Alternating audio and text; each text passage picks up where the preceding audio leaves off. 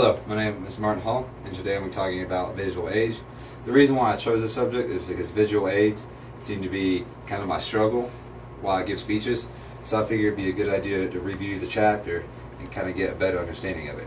To have good visual aids, you must have effective visual aids, you must have objects and preps, and handouts. Now, for effective visual aids, you must make sure that your visual aids are not too, let's say, boring, because a lot of times if an audience sees a boring visual aid, they're going to not pay attention to the rest of your speech, or, well, that's really basically about it. And also, one good way to distract your audience, and I actually did this in one of my speeches, was hand out visual aids during your speech, because people are going to be too busy focusing on the visual aid instead of what the speaker is saying. As well as make sure you use big enough visual aids. For example, me being in Afghanistan, it's hard to get certain things, so what I've had to do is print out things, and most of the time it's hard to get a big enough picture on a piece of paper.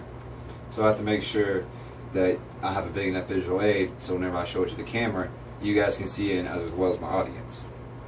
Now for objects and preps, this can be demonstrating something, for example, but whenever you demonstrate something, make sure it's short and sweet.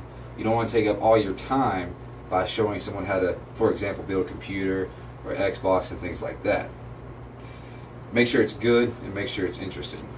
You have to keep your audience attention throughout the entire speech. Even though we do have attention getters, it's still your job as a speaker to make sure that you're maintaining the audience's attention during the speech. And visual aids are a very good way to do this.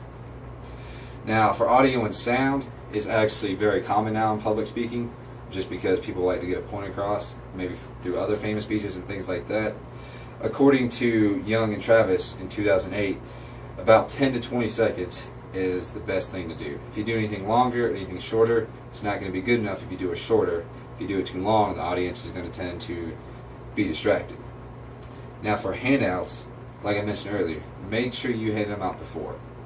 Maybe 5 to 10 minutes before you give your speech. That way the audience has had plenty of time to look over the handout. And whenever you're giving your speech, they're not picking it up and acting distracted like, oh, you know, da da da da. And make sure your handouts are effective and to the point. This way that they know exactly what you mean to say and how you mean to say it. Overall, visual aids are a very important part of a speech, and having strong visual aids can be the difference between a poor speech and an excellent speech. Make sure you have effective visual aids, make sure you have objects and preps, make sure you have handouts. Not necessarily in the same speech, but make sure that you have them through different speeches, and possibly even different ones for different things. And I'm going to leave you guys with a quote. "A visual image is a simple thing, a picture that enters the eyes," by Roy H. Williams. Thank you for your time, and have a good evening.